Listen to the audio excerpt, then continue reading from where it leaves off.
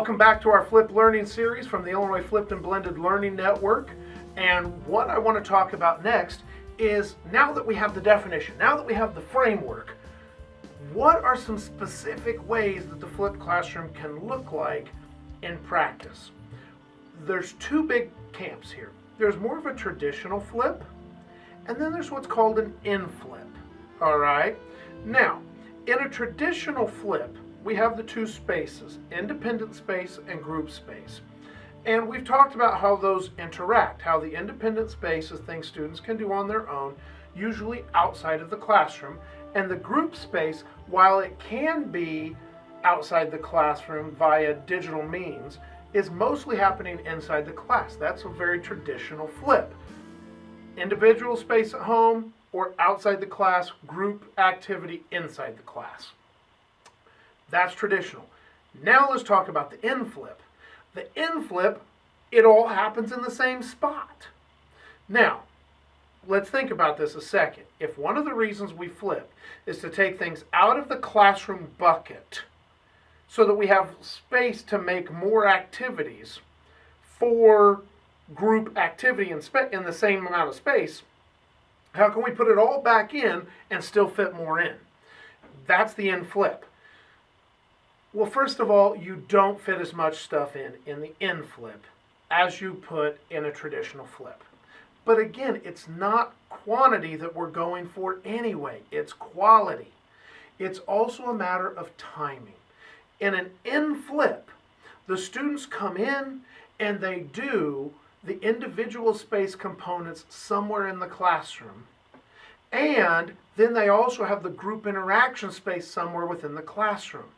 The place where you gain time, the place where you can make more efficient use of that classroom space is that, unlike the traditional space in the classroom where the teacher is driving the pace, the in-flip is still a student-driven pace.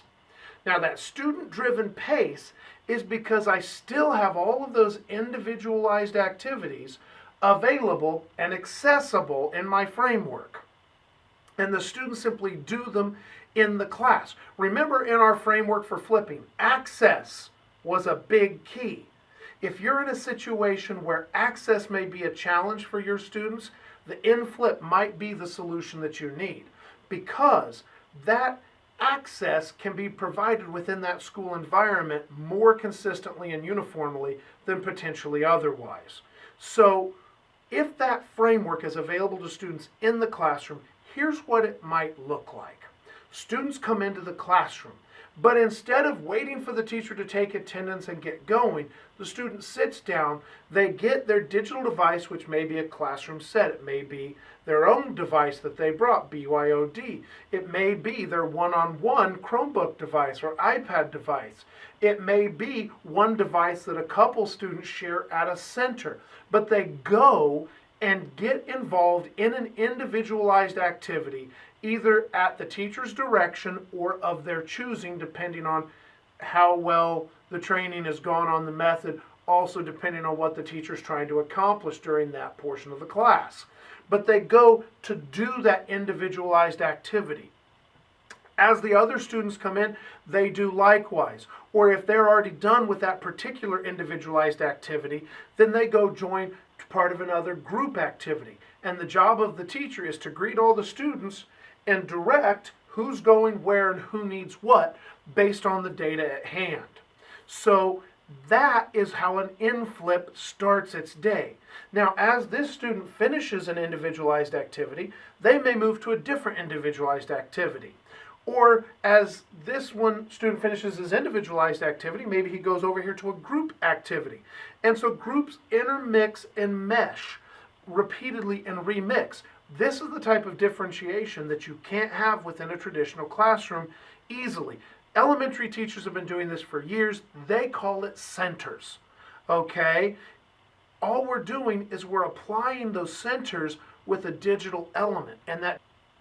And in this case, an in-flip also does tend to work well at the younger grades or students with challenges, because now the teacher is right there to deal with any roadblocks or any frustrations immediately before the attention is lost or before frustration sets in. So that's a really good place for this idea of an in-flip. The other thing that we may do is on any given day, maybe they all come in and there is a together whole class group activity, whether it might be some direct instruction on something that all students are needing because it's something that as a professional educator, I know this is a struggle for the bulk of these students. And maybe it is some direct instruction, or maybe it is a group activity. Maybe it is a activity where I separate them off into two separate group activities. But at some point they may come around as they finish a group activity that individual space is waiting for them to do. The best way I found to make an individual space for a student is not curtains and it's not walls. It's nothing but a set of headphones. Students can put on a set of headphones, and as everybody knows that's watched their student or their children walk around with a cell phone and headphones in, they enter their own little world. And we can use that in a classroom to create individualized space in the safety of our classroom, in the learning educational safety of our classroom. And so they can be in an individual space or a group space without ever leaving the room. So we have the more traditional flip and we have the in-flip. It may be something that works for you. For me, I tend to use the in-flip in my general math with my students with the greatest needs, because I know they're not going to either do for motivational reasons or can't do for other societal reasons those things that I would otherwise send home with some of my students. They're not going to get done outside, so I'm going to move them inside. And some of the people might question that and say, well, aren't you letting them off the hook? The reality is, after 18 years of teaching, I know some of those students were never going to do it outside. So at minimum, even if I don't get as much as I might, they're at least getting this much inside the classroom, and I know it.